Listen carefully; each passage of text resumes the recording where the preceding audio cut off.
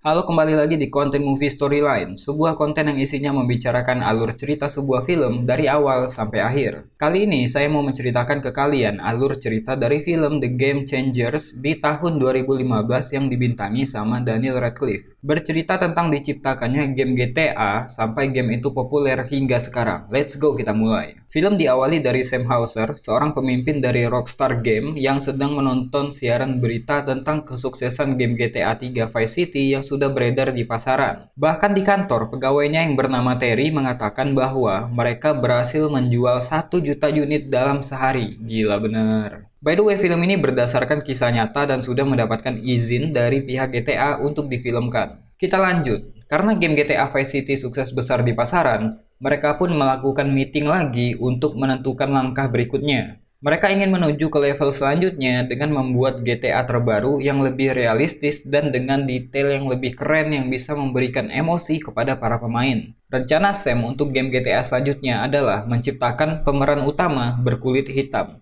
Temannya berpikir ide itu cukup gila. Sebagai orang Inggris, mereka nggak mau membuat sesuatu yang sensitif di negara Amerika. Karena game GTA sendiri bersetting di Amerika. Bahkan kantor mereka pun ada di Amerika. Tapi Sam bilang karena mereka orang Inggris lah, jadi mereka memandang Amerika seperti apa adanya. Pembicaraan ini pun berlanjut di bar. Sam tetap mau peran utama di GTA selanjutnya, yaitu GTA San Andreas adalah orang kulit hitam. Yang mana jika dilakukan, mereka adalah orang pertama yang menjadikan orang kulit hitam sebagai pemeran utama dalam sebuah video game. Di tempat terpisah, film ini juga menceritakan seorang anak berusia 18 tahun yang asik bermain game GTA di rumahnya. Saking asik bermain GTA, kayaknya dia sampai terbawa suasana dan terlalu mendalami game tersebut. Sampai-sampai dia melibatkan dirinya dalam pencurian sebuah mobil, bahkan sampai melukai petugas yang melakukan penyidikan. Kemudian seperti sengaja mau ditangkap, dia pun parkir di tepi jalan supaya polisi dengan mudah menangkapnya. Di kantor polisi, dia pun ditanyai oleh polisi. Ternyata nama anak ini adalah Devin Moore. Setelah sedikit wawancara, polisi ini pun membuka borgolnya untuk mengambil sidik jari Devin. Tapi setelah borgol dibuka, Devin merebut senjata polisi itu lalu membunuhnya seperti penjahat profesional. Dia pun melakukan penembakan kepada 2 polisi lain yang bertugas di kantor tersebut, kemudian membawa pergi 1 mobil polisi. What the fuck are you doing, kid? Is this like video game for you? By the way, kasus Devin Moore ini bisa dengan mudah kalian temui di berita internasional ya, kalian googling aja sendiri. So, setelah ditangkap atas kejadian itu, Devin pun masuk penjara. Dia pun dapat pengacara dari Miami bernama Jack Thompson. Kenalin, ini Jack. Jack tertarik untuk mengambil kasus dari Devin karena membaca berita tentang kasus itu di sebuah media online, di mana Devin berkata bahwa hidup itu hanya seperti video games. Jadi Jack bertanya tentang hal tersebut kepada Devin secara langsung di penjara. Jack yang cerita sama istrinya di rumah pun menceritakan bahwa Devin sebenarnya nggak tahu apa-apa sama apa yang dilakukannya. Di dalam pikirannya, dia cuma sedang bermain video games. Menurut Jack, Devin adalah anak yang tersesat. Ketika benar-benar ditahan di penjara, anak tersebut malah panik. Jack berpikir seorang anak seperti Devin gak mungkin bisa melakukan hal seperti itu kecuali dia udah berlatih berjam-jam di dalam game yang karakternya bisa membunuh polisi. Jack pun merasa kalau orang yang membuat game ini harus ikut bertanggung jawab karena udah menghujani anak-anak dengan kebejatan dan kekerasan lewat video game yang membuat seolah kejahatan terlihat seperti hal yang biasa. Dan karena muak akan hal itu, Jack dan istrinya memutuskan untuk membela Devin dan menuntut pihak Rockstar Game bertanggung jawab. Pagi hari yang sama di kantor Rockstar Game, Sam memberikan idenya untuk game selanjutnya. Sam ingin karakter CJ bisa cukur rambut sendiri, membuat tato, melakukan olahraga, dan lain-lain supaya video game mereka selanjutnya bisa melebihi film. Kemudian mereka pun pergi mencari materi untuk setup game dengan mendatangi secara langsung lokasi-lokasi yang menurut mereka cocok dijadikan materi dalam game. Lagi asik ngambil gambar, mereka pun kedatangan sekelompok orang. Beruntungnya ketika dijelaskan bahwa mereka dari Rockstar Game yang membuat game GTA, mereka pun langsung disambut dengan hangat. Oke, we're cool buddy. Di tempat lain, Jack mengajak temannya Ray yang juga berprofesi sebagai pengacara. Ray punya keyakinan yang sama bahwa Rockstar selaku developer game harus ikut bertanggung jawab terhadap kasus Devin. Jack dan Ray meyakinkan keluarga para korban bahwa tindakan Devin itu tidak direncanakan. Bahwa kejahatan yang Devin lakukan itu adalah pengaruh game kekerasan yang dia mainkan selama berminggu-minggu. Namun beberapa keluarga korban tidak setuju karena jika Jack menyalahkan video game, itu bisa berakibat Devin tidak bersalah dan bisa bebas. Jack pun meyakinkan kepada keluarga korban bahwa tindakan mereka bukan untuk membebaskan Devin yang sudah mendapatkan ganjarannya, tapi juga supaya pihak Rockstar ikut bertanggung jawab dan bisa memberikan ganti rugi pada keluarga korban. Jack pun yakin dia akan menang untuk mencapai keadilan ini. Setelah pertemuan itu pun, dia akhirnya mengajukan tuntutan pada Sony selaku pembuat PlayStation dan Rockstar selaku developer game. Tak tanggung-tanggung, di dalam konferensi pers itu, dia juga mendeklarasikan bahwa dia akan menghancurkan Rockstar Game. Salah satu anggota tim pun menyampaikan tuntutan itu kepada Sam dan meminta Sam untuk selalu waspada. Sebelum melawan Rockstar di pengadilan, Jack pun mencoba memainkan GTA di rumahnya. Dia pun terkejut bahwa dari awal permainan, karakter di game tersebut langsung diarahkan untuk melakukan kekerasan dan kejahatan. Baik Sam Hauser maupun Jack Thompson pun mulai meriset satu sama lain. Ibaratnya nih, sebelum berperang, kita mesti tahu kan lawan kita siapa. Jack kayaknya memang benar-benar niat untuk menjatuhkan Rockstar Game. Dia sampai mengumpulkan para saksi ahli untuk mendukung keyakinannya bahwa game kekerasan seperti GTA bisa memicu trauma stres dalam otak, khususnya otak remaja. Bahkan, seorang dari militer berkata bahwa di dalam militer sekalipun, mereka juga menggunakan video game sebagai simulator perang. Tapi kalau dilakukan di rumah, itu bisa disebut sebagai simulator pembunuhan. Orang ini pun bersedia menjadi saksi ahli di pengadilan karena menganggap masalah Devin Moore adalah isu sosial yang serius. Selagi Jack Thompson mengumpulkan para saksi ahli, Sam Hauser dan para timnya tetap melanjutkan game GTA San Andreas ke tahap produksi. Seakan kekerasan dan kejahatan gak cukup, Sam juga ingin menambahkan adegan mantap-mantap yang real. Jadi dia menyuruh para timnya untuk menghadirkan adegan tersebut di dalam sebuah game. Keesokan harinya, Jack Thompson tampil di TV dan berkata, Rockstar Game telah membuat simulator pembunuhan yang membuat anak seperti Devin melakukan kejahatan seperti itu. Sam dan semua timnya pun menonton acara itu. Beberapa anggota tim menyarankan, jika yang dipermasalahkan adalah pembunuhan polisi, mungkin di GTA San Andreas hal itu bisa dihapus. Tapi Sam gak setuju dan tetap mau menjadikan GTA seperti itu. Sam berpikir Jack hanya ingin menyalahkan orang lain atas kasus ini. Sam pun merasa berhak untuk membuat game yang ingin dia buat.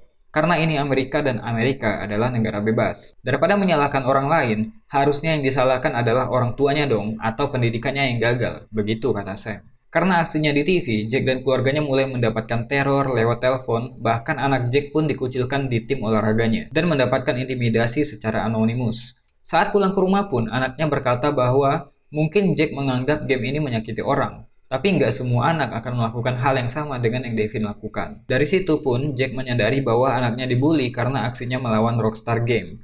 Jack pun berencana untuk pergi ke sekolah anaknya untuk mengedukasi siswa di sana supaya bisa mengerti supaya anaknya nggak dibully lagi. Di kantor, Sam marah karena adegan mantap-mantap yang dia mau hadirkan dalam game akan membuat game GTA San Andreas mendapatkan rating adult only yang akan berefek pada penjualannya nanti. Setelah mendapatkan masukan dari anggota timnya, dia pun setuju untuk menghapus adegan mantap-mantap di dalam game itu, mengingat game juga mau dirilis sebentar lagi. Dan untuk melawan Jack Thompson, Rockstar Game menyewa jasa pengacara kelas kakap yang dipanggil Blank Rome. Jack dan istrinya yang mendengar hal tersebut pun gak gentar dan siap melawan apapun resikonya. Sampai-sampai dia menulis email kepada Blank Rome bahwa klien mereka adalah orang yang tak pantas dibela. Dan menganggap jika mereka tetap membela Rockstar Game, maka Jack menganggap mereka mencoreng nama baik profesi pengacara. Bodoh amat sama emailnya Jack, Blank Rome tetap datang ke persidangan. Akibat email yang Jack kirim, Blank Rome melaporkannya ke hakim dan ternyata itu adalah sebuah pelanggaran kode etik sesama pengacara. Hakim menganggap itu sebuah kesombongan yang Jack Thompson lakukan dan akibatnya Jack Thompson tidak diikutsertakan dalam kasus ini lagi. Kasus ini pun jadinya cuma ditangani sama Ray, temannya. Walaupun tidak diikutkan lagi dalam kasus ini, Jack tetap datang untuk melihat jalannya persidangan. Hakim pun akhirnya membuat putusan. Karena saksi ahli yang dikumpulkan oleh Jack mengakui tidak pernah bertemu dengan Devin Moore dan nggak tahu secara detail atas kejahatannya, maka bukti yang diajukan nggak bisa dipertimbangkan oleh hakim. Menurut hakim, saksi ahli nggak tahu apakah Devin bertindak secara sadar atau enggak. Bahkan, sang hakim melanjutkan, dia juga nggak yakin tindakan kekerasan yang Devin lakukan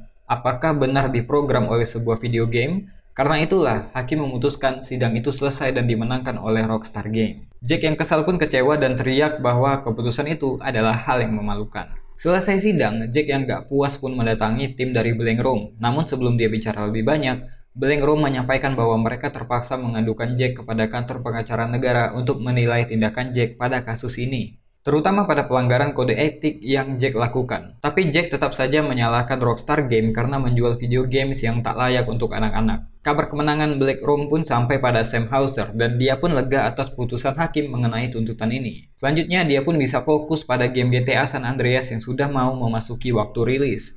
Seluruh pegawai Rockstar pun bekerja keras menyelesaikan game tersebut siang dan malam. 2 tahun dari hasil kerja mereka, akhirnya game tersebut rampung dan kemudian oleh salah satu anggota tim menyerahkan kopiannya ke lembaga regulasi video games. GTA San Andreas pun resmi rilis di pasaran dan menjadi salah satu game konsol terlaris di dunia.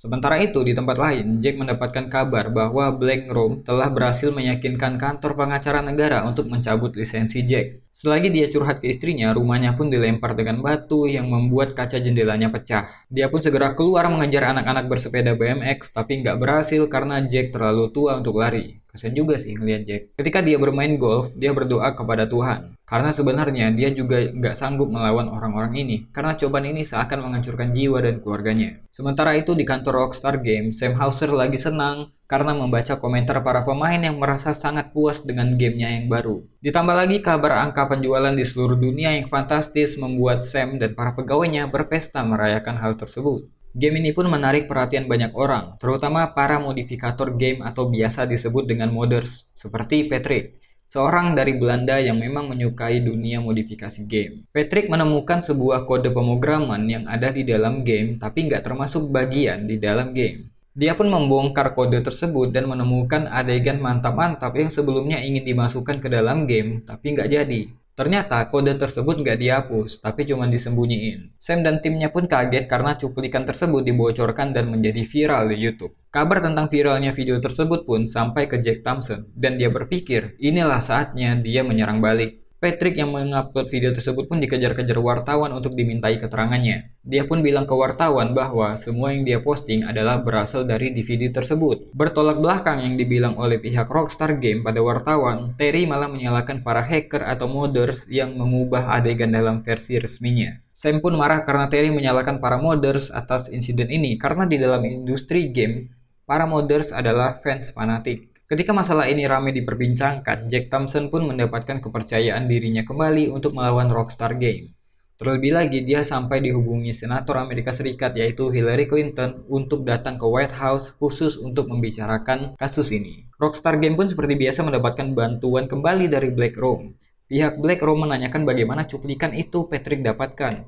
Sam dengan jujur mengatakan bahwa pada awalnya memang adegan itu dibuat untuk mengisi gamenya, tapi batal dimasukkan dan sudah dihapus karena adegan itu akan mencegah gamenya mendapatkan rating mature. Ternyata kode pemrogramannya sengaja tidak dihapus karena akan berefek pada barisan kode yang lain. Ditambah lagi GTA San Andreas waktu itu sedang kejar deadline, jadi barisan kode yang berisikan adegan dewasa pun hanya disembunyikan. Masalah ini lebih ramai lagi ketika barisan masyarakat berdemonstrasi di depan kantor Rockstar di Amerika. Mereka meminta Rockstar angkat kaki dari Amerika karena basically mereka adalah orang-orang Inggris. Pihak regulasi video games pun angkat bicara terkait hal ini dan menganggap material seks yang tersebar di masyarakat adalah benar dari disk GTA San Andreas yang beredar di pasaran. Rockstar pun harus menghadapi tuduhan menipu badan rating dan menipu soal isi game dan harus menghadiri persidangan. Black Room pun menjelaskan, jika nanti Komisi Perdagangan Federal berhasil membuktikan bahwa Rockstar bersalah karena melakukan penipuan soal isi game, maka Rockstar akan didenda jutaan dolar yang akan membuat Rockstar bangkrut secara instan. Sam pun datang ke kantor Komisi Perdagangan Federal dan ditanyai berbagai macam pertanyaan tentang bagaimana bisa ada adegan seks di kaset GTA San Andreas. Yang Sam lakukan adalah menceritakan proses pembuatan game tersebut dan asal-usul bagaimana bisa adegan seks ada di dalam game GTA yang dia buat. Untungnya, pihak Komisi Perdagangan Federal hanya menyarankan pihak Rockstar mempunyai sistem sendiri untuk menjamin bahwa semua isi dalam gamenya sudah diperiksa. Gak ada hukuman, gak ada denda.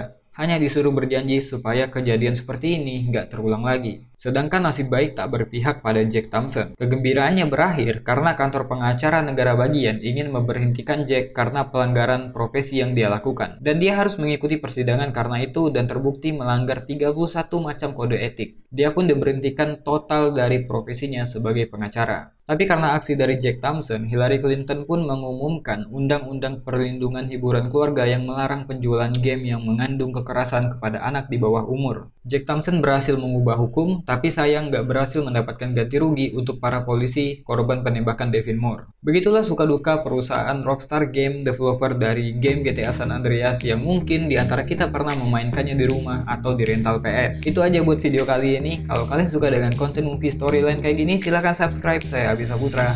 To be continued.